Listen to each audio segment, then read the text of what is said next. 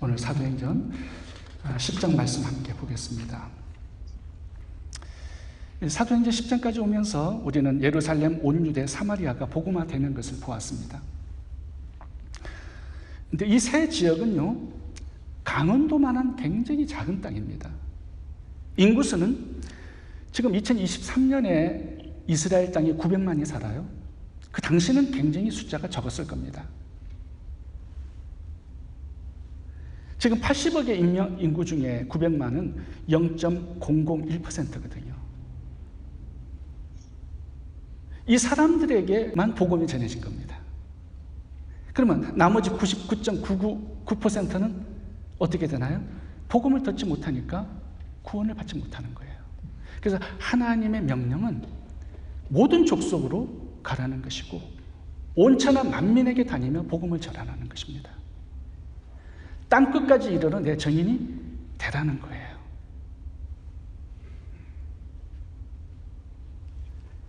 예루살렘, 온 유대, 사마리아 선교가 오픈 경기라면 이제 땅끝은 본 경기가 되는 것입니다. 예루살렘에서부터 출발한 하나님의 복음이 그 이후에 2000년, 3000년간 계속 전거되어야 합니다. 그래서 땅끝 선교로 하나님의 복음은 넘어가기를 원하신 것입니다. 그런데 이게 쉽지 않아요. 하나님은 이 복음의 사명을 유대인들에게 맡겨주셨습니다. 근데 유대인들은요, 이방인에게 가서 복음 전하지 못합니다. 오랜 세월 동안 민족적인 배타성 가지고 살았죠. 우월성 가지고 살았습니다. 이방인들을 짐승집하고 상종하지 않았습니다. 이런 장애를 넘어가야만 복음이 땅끝까지 전파될 수가 있는데 이 장애 넘지 못합니다. 베드로도 예수님 3년 반 따라다녔는데요, 이 장애 극복하지 못했습니다. 사도행전 10장까지 땅끝까지 복음이 넘어가지 못했습니다. 그래서 땅끝 선교가 가능하기 위해서는요, 유대인들의 한 가지 장애물을 극복해야만 합니다. 민족적인 배타성, 우월성, 편견, 그리고 잘못된 고정관념, 이거 깨야 되는데 이게 쉽지 않은 겁니다. 그런데 이것보다 더 큰 문제가 그들에게 하나 더 있었습니다. 그게 뭐냐 하면 유대의 종교법이에요. 이 유대교 종교법은요, 이방인들과 악수하고 말하고 접촉하고 밥을 먹잖아요. 그러면 7일 동안 부정해져요. 성전 출입 못합니다. 그래서 이 종교법이 너무나 무섭기 때문에 이방인들에게 가서 복음을 전하지 못한 거예요. 이게 족쇄가 되어서 몇백 년 동안 유대인들에게 하나님의 이 성교의 명령을 순종하지 못하게 한 것입니다. 이게 얼마나 무서운 법이냐 하면요, 28절을 읽어보겠습니다. 베드로까지 벌벌 떨어요. 이르되, 고넬료에게 이제 다가간 겁니다. 유대인으로서 이방인을 교제하는 것과 가까이 하는 것이 위법인 줄을 너희도 알거니와. 모든 사람들이 다 알아요. 이방인들과 대화하고 접촉하는 게 종교법을 깨는 것이라고. 베드로도 이 법을 깨지는 못했습니다. 출교를 당하니까요.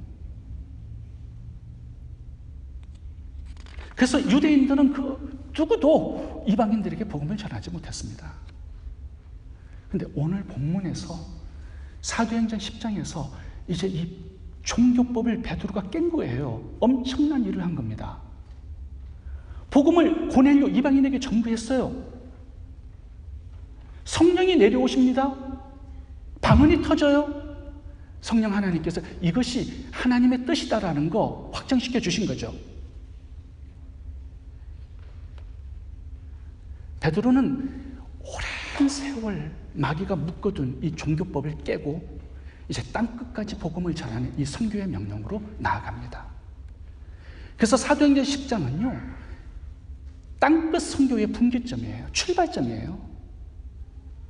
여기서 로마의 복음이 전해지고요, 로마에서 유럽의 복음이 전해지고요, 유럽에서 미국, 미국에서 한국, 중국, 계속 복음이 땅끝까지 전해지고 있는 것입니다. 베드로가 그 문을 연 거예요. 땅끝 선교, 세계 선교의 문을 연 겁니다. 그래서 사도행전 10장이 분기점이고 선교의 역사에서는 굉장히 중요한 장이라고 말할 수 있습니다. 오늘 본문에 땅끝 선교로 넘어간 그 장소가 나옵니다. 어디예요? 요빠입니다. 32절 읽어보겠습니다. 사람을 요빠에 보내어 베드로라 하는 시몬을 청하라. 저가 바닷가 피장 시몬의 집에 우거하느니라. 지금 복음이 이제 땅끝까지 넘어가는 그 분기점에 베드로가 서 있는데요. 어디에 서 있어요? 요빠에 거주하고 있었습니다. 피장 시몬의 집에. 근데 요빠 하면은 생각나는 이야기가 있지요? 뭡니까? 요나서의 요빠가 나옵니다. 이 요빠는요, 하나님께서 요나에게 니느웨 성에 가서 복음을 전하고 했을 때 요나가 다시스로 도망가는데 배 타고 떠난 장소가 요빠입니다. 바닷가 요빠. 그래서 요빠가 유대교 선교 역사에 굉장히 중요한 분기점이에요. 요나는 하나님의 선교의 명령에 도망갔지만 베드로는 이 요빠에서 땅끝 선교에 순종을 했다라는 거예요. 그래서 이 요빠가 가지는 상징성이 굉장히 큰 겁니다. 요나서 1장 3절 읽어보겠습니다. 요나가 여호와의 낯을 피하려고 일어나 다시스로 도망하려 하여 요빠로 내려갔더니 마침 다시스로 가는 배를 만난지라. 여기서 도망했어요, 요나는. 근데 베드로는 여기에서 순종했습니다. 그리고 배 타고요, 그러니까 바닷가니까 지중해 바닷가예요. 여기서 이제 세계 선교를 시작하는 겁니다. 다른 11제자들도요, 이 베드로의 간증을 들어요. 성령께서 역사하셨다. 내가 고넬료에게 복음을 전할 때 하나님의 뜻이다 이거. 우리가 복음 땅끝까지 전파해야 된다. 11제자들도요 아멘하고 이제 이 요빠에서 배를 타고 다른 나라로 가서 복음을 전하다가 다 순교합니다. 요한과 빌립은 시리아, 터키로 갔어요. 여기에서 배 타고. 베드로는 소아시아, 안드레는 러시아로 갔고요. 다데오는 메소포타미아, 시리아로 갔습니다. 시몬은 아프리카, 마우리타니아로 갔고요. 바들로메는 인도에 가서 순교합니다. 마테마가는 태국과 이디오피아로 갔고요. 마띠아는 터키, 알페오 아들 야고보는 이집트, 도마는 태국과 인도로 가서 복음을 전하다가 순교했습니다. 어디서 다 떠나요? 이 요빠 바닷가에서 배 타고 다 떠난 거예요. 그래서 오늘 이 사도행전 10장의 이 요빠는 선교의 역사에 굉장히 큰 상징성을 가집니다.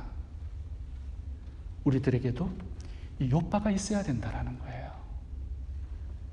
나는 안 돼, 평신도기 때문에.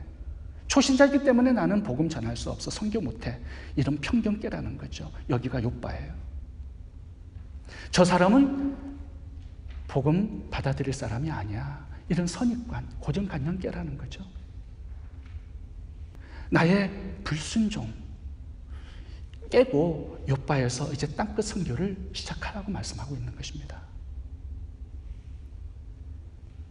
이방인 선교를 향해서 출발하고 순종하는 이 요빠가 우리들의 삶에도 있어야 된다는 거예요. 이렇게 출발할 때 베드로를 통해서 얼마나 엄청난 선교의 역사가 펼쳐졌습니까? 땅끝까지 복음이 전해진 거거든요. 조선 땅까지도요. 이렇게 내가 땅끝까지 복음을 전하는 이방인 선교에 헌신을 하게 될 때 내가 출발점이 되어서 엄청난 선교의 역사가 나를 통해서도 출발할 수 있다는 소망적인 메시지를 주고 있는 것입니다. 제가 지난주에 필리핀의 홍성욱 선교사님에 대한 말씀을 드렸습니다. 이분이 깨고 포기한 게 뭐냐면 미국에서의 안락한 목회와 목회적인 성공, 이분이 깬 거예요. 자기가 선택할 수 있었습니다. 미국의 목회지에 초빙을 받았기 때문에. 근데 그거 거절하고 필리핀 판자촌에서 선교 사역을 시작한 거예요.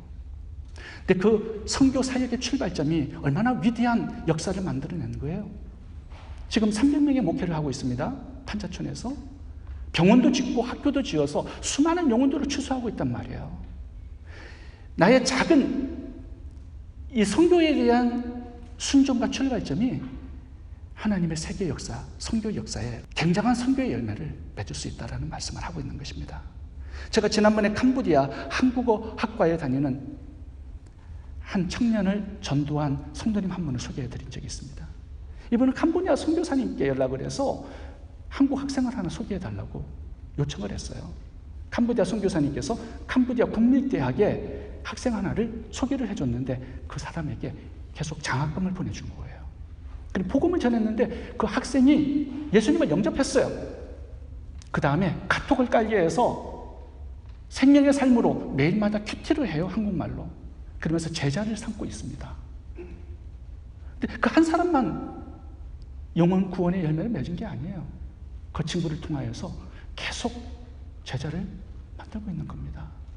이런 작은 순종이 세계 선교의 역사에 위대한 열매를 가져오게 된다는 거예요. 베드로가 자신의 편견, 종교적인 배타성, 고정관념을 깬 비결이 뭐예요? 어떻게 해서 이렇게 땅끝 선교로 나아가고 출발할 수 있었을까요? 하나님께서 오늘 본문을 보면요, 3번 환상을 보여주시고 말씀해 주십니다. 이런 반복적인 말씀의 교육이 우리들에게 필요하다는 거예요. 제가 20년간 목회를 하면서 선교에 대한 이 메시지를 굉장히 반복적으로 많이 말씀을 드려요. 하나님은 3번 했지만 저는 20년 했습니다. 그런데도요, 꿈쩍하지 않는 사람들이 있어요. 변화되지 않아? 나는 아니야? 하면서 아주 굳은 결심을 하고 앉아서 하나님의 땅끝 선교의 명령에 조금 더 헌신하고 순종을 드리지 않으려고 그래요. 그런데 이 반복적인 하나님의 말씀을 듣는 거, 여기에서부터 변화가 찾아오게 된다는 거죠. 여러분, 우리들에게도요, 우리가 극복해야 될 장애들이 있습니다. 그것이 내 개인적인 야망이고 세상적인 성공과 출세일 수 있어요. 돈을 많이 모아서 부유하게 살고 싶고 안락하게 살고 싶은 이런 욕망일 수 있습니다. 이거 깨야 돼요. 저 사람은 안 돼. 나는 할 수 없어. 이런 모든 잘못된 고정관념과 잘못된 생각들이 선교의 장애물이 될 수 있는 거죠. 이러한 장애를 뛰어넘어서 베드로처럼 땅끝 선교에 순종하는, 헌신하는 저희 모두가 될 수 있기를 바랍니다. 두 번째, 땅끝 선교가 가능하기 위해서는요, 우리에게 선교의 책임과 의무가 있다는 거 알아야 합니다. 오늘 본문을 보시면 하나님과 베드로가 씨름합니다.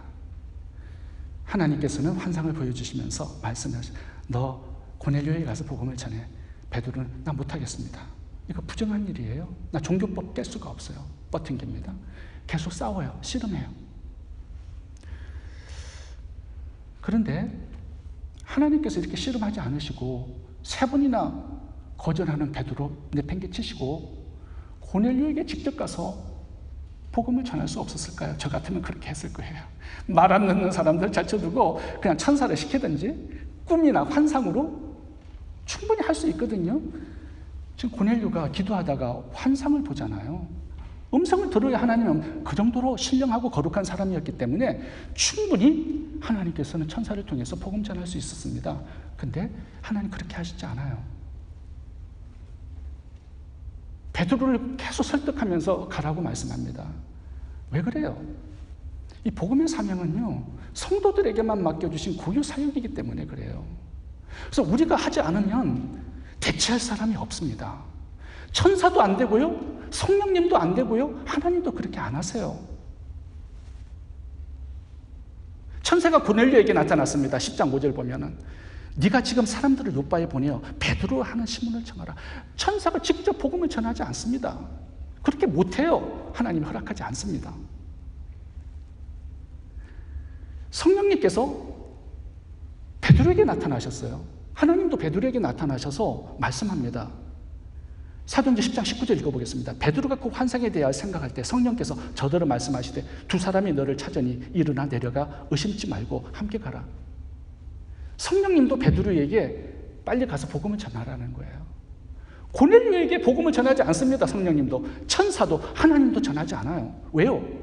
이 사명이 구원받은 성도들인 우리들에게만 맡겨주신 의무고 책임이고 사명이기 때문에 하나님은 대체하지 않는 거다라는 거죠. 그러니까 우리가 복음을 전하지 않으면 복음을 들지 못하고 구원받을 수 없다는 겁니다. 그러한 특권을 우리가 가진 거예요. 그 사명을 영광스럽게 생각하고 책임과 의무를 다하라고 말씀하는 것입니다. 성도들 외에 복음의 사명을 맡긴 다른 존재가 없기 때문이에요. 사도행전 8장의 이디오피아 내시의 이야기도 한번 살펴보겠습니다. 하나님께서 천사를 빌립 집사에게 보냈습니다. 빌립아, 너 하던 일 그만하고 이디오피아 내시에 가서 복음을 전해. 그 천사가요, 왜 이디오피아 내시에게 가서 복음을 전하지 않았을까요? 충분히 그렇게 할 수도 있는데 그렇게 하지 않아요. 성령님이 빌립에게 나타났습니다. 사도행전 8장 29절에 보면은 빌립아, 너 병고로 올라가서 이디오피아 내시에게 복음을 전해. 이사야 53장 빨리 해석해줘. 근데 성령님도 이디오피아 내시에게 복음 전하지 않아요. 영적 존재들 복음 전하지 못합니다. 왜요? 이게 성도들에게만 맡겨진 고유의 사명이기 때문에 대체하지 않는다라는 겁니다. 우리가 복음을 전하지 않으면 세상이 복음을 들을 수 없고요. 다른 방법으로 구원을 받을 수 있는 길이 없습니다. 사도행전 9장에 보면 예수님이 사도 바울에게 나타나셨어요. 사도 바울이 예수님의 음성 듣습니다. 내가 네가 핍박하는 예수다라고 얘기해요. 아니 그러면 예수님께서 사도 바울에게 거기에서 복음을 한 5분 정도만 전할 수 있지 않아요? 근데 예수님도 복음 전하지 않으세요. 그냥 내가 예수다라고 끝나세요. 그리고 복음은요, 아나니아라는 제자를 통해서 듣게 하셨습니다. 아나니아 제자로부터 복음 듣고 침례받아요. 그리고 성도가 됩니다. 보세요. 예수님도 하나님도 성령님도 천사도 복음 전하지 않습니다. 우리들에게 맡겨주신 고유 사역이기 때문에 그런 것입니다.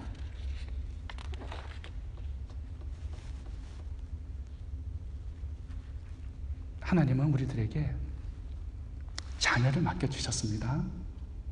내가 복음 전하지 않으면 대체할 사람이 있을까요? 없습니다.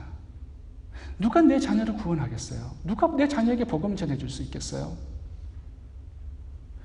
우리의 부모님, 배우자, 친척, 친구, 이웃 다 우리가 복음을 전하라고 맡겨주신 영혼들입니다. 우리가 이 책임과 의무를, 사명을 다하지 않으면 대체할 수 있는 존재가 없습니다. 그냥 지옥 가라는 뜻이에요. 나는 천국 갈 테니까 너 지옥 가서 뜨거운 맛을 한번 봐. 이 뜻이거든요. 근데 오늘 본문을 봐보시면 고넬료가 구제와 기도를 많이 했습니다. 그래서 그게 하나님께 기억되고 상달되었다고 얘기합니다. 굉장히 신령한 사람이고 하나님도 사랑하는 사람이에요. 근데 이 사람도요, 그렇게 해서 구원받지 못합니다. 지옥 갈 사람이에요. 그래서 하나님께서 이 고넬료에게 베드로를 붙여주신 겁니다. 아무리 선행 많이 하고 기도 많이 해도 구원받을 수 없습니다. 그 자체로는. 예수님을 믿어야 돼요. 복음 전할 사람이 필요한 겁니다. 그래서 지금 베드로를 설득하고 있는 거예요. 고넬료의 구원을 위해서. 이디오피아 내시도 마찬가지예요. 예배 드리는 열심이 있었습니다. 이디오피아에서 예루살렘까지 가요. 말씀을 읽고 내려와요. 얼마나 하나님을 향하여 뜨거운 열정이 있었습니까? 근데 그거 가지고 구원받지 못해요. 누군가 복음 전할 사람이 있어야 된단 말이에요. 그래서 빌립을 붙여주신 거예요. 우리가 복음을 전하지 않으면 할 사람 없습니다. 그래서 이 책임과 의무가 나에게 있다라는 거 알고 이 사명을 잘 감당하라는 거예요. 오늘 욥바에서 그 부분을 우리들에게 말씀해 주고 있는 것입니다. 세 번째, 땅끝 선교가 가능하려면 동역해야 합니다. 제가 욥바라는 도시가 상징성을 가진 도시라고 말씀드렸습니다. 여기서 땅끝 선교, 세계 선교가 출발하고 있습니다. 근데 여기를 보면 베드로가 자기의 종교법 깨고요, 편견과 고정관념 깬 곳이 욥바입니다. 그리고 하나님께서 너 아니면 복음을 전할 대체할 사람 없다라는 거 알려주신 것도 여기에요. 그리고 이 욥바에서 이제 땅끝 선교로 나아가는데 이 욥바의 피장의 집 시몬의 집에 거하고 있었습니다. 이게 땅끝 선교로 넘어가는 데 있어서 우리들에게 전해주고 싶어 하시는 메시지가 있는 거예요. 베드로가 아무것도 없는 사람입니다. 나그네예요. 돌아다니면서 복음을 전합니다. 그러니까 누군가 섬겨줄 사람이 있어야 합니다. 혼자서 복음 다 전하지 못해요. 땅끝 선교로 넘어가는 데 있어서 이 피장 시몬의 집이 그의 섬김이 필요했던 것입니다. 이 동역이 땅끝 선교, 세계 선교의 출발점이 되고 있는 겁니다. 여러분, 누구나 베드로 될 수 없습니다. 근데 피장 시몬은 누구나 될 수 있는 거예요. 그의 섬김은 누구나 할 수 있는 섬김입니다. 어떻게 베드로처럼 막 한 번 설교해서 3,000명, 5,000명씩 구원할 수 있겠습니까? 그런 사람들은요, 베드로 한 사람이면 충분해요. 그리고 나머지는 피장 시몬처럼 동역하고 섬기고 숙소를 제공하고 음식을 제공하고 이런 동역하는 사람들이 많아야 된단 말입니다. 그 동역의 사명을 저희들에게 맡겨주신 거예요. 하나님은 베드로도 필요하지만 피장 시몬도 필요합니다. 근데 이 피장 시몬은요, 짐승에서 가죽을 뜯어내가지고 말리는 그런 직업이에요. 피장은요, 동네에 살지 못했습니다. 왜요? 죽은 짐승을 만지는 직업이기 때문에 부정한 사람이에요. 성전 출입도 못합니다. 예배 못 드려요. 동네에 살지 못하기 때문에 바닷가, 요바에 살고 있는 것입니다. 베드로가 고넬료를 구원해서 선교의 센터가 되게 하고요. 여기에서 이제 세계 선교가 출발하는데 이 피장 시몬의 집이 없어서는 안 될 그 섬김이었습니다. 베드로와 피장 시몬이 연합해서 동역해서 이제 땅끝 선교로 나아가게 되었다라는 말씀을 하고 있는 것입니다. 누구나 다 성도님들은 베드로가 되고 싶고 사도 바울이 되고 싶어 할 거예요. 모세가 되고 싶고 엘리야, 엘리사가 되고 싶어 할 겁니다. 근데 그런 사람 몇 사람이요? 5사람밖에 없습니다. 나머지는 전부 다 이렇게 피장 시몬과 같은 사람들이고요. 다비다 같이 구제 사역하는 사람들이에요. 이런 사람들이 많아야 하나님의 땅끝 선교가 활발하게 강력하게 전파될 수가 있는 것입니다. 사도 바울도 로마서 16장을 보면 37명의 동역자의 이름을 기록하면서 감사를 표현하고 있습니다. 이 37명의 동역자가 없었다면 로마 복음화는 이루어질 수 없을 거예요. 그래서 하나님은 이런 평범한 피장 시몬과 같은 그런 사람들의 동역을 기뻐하시고 그런 사람들도 사용해 주신다라는 메시지를 우리들에게 주고 있는 것입니다. 제가 탕자리나 선교사 시절에 시카고를 방문해서 이제 교회들을 다니면서 설교를 했습니다. 시카고로 가니까 거주해야 될 집이 있어야 되잖아요. 목사님께서 한 성도님의 집을 저에게 소개해 주셔가지고 제가 거기에서 3박 4일을 지냈습니다.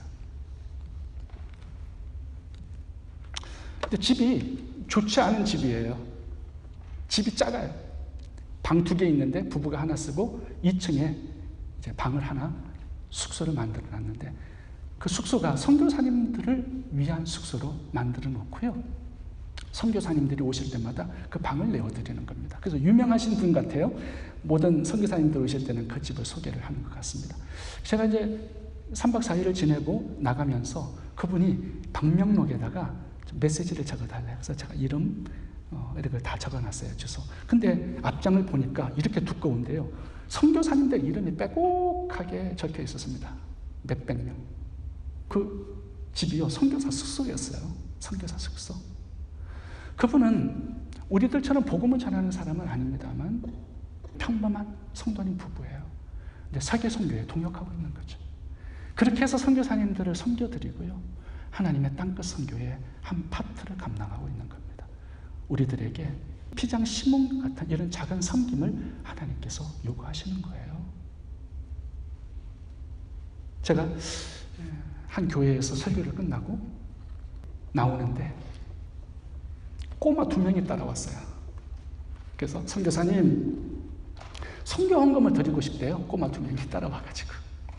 그래서 그래? 선교 헌금 이렇게 내가 손을 벌렸어요. 그랬더니 그 꼬마 2명이 1불씩 내놨습니다. 그래서 제가 선교 헌금 치고 가장 적은 액수를 받아본 게 1불이었어요. 그러면서 선교사님 이 작은 저의 헌금이 하나님 나라에 크게 쓰였으면 좋겠어요. 너무 기쁨이 되더라고요. 하나님도 많이 받아서 기쁨이 되는 게 아닙니다. 하나님 모든 걸 다 가지셨는데 우리가 뭐 크게 드린다고 해서 그게 큰 섬김이 될 수 있겠습니까?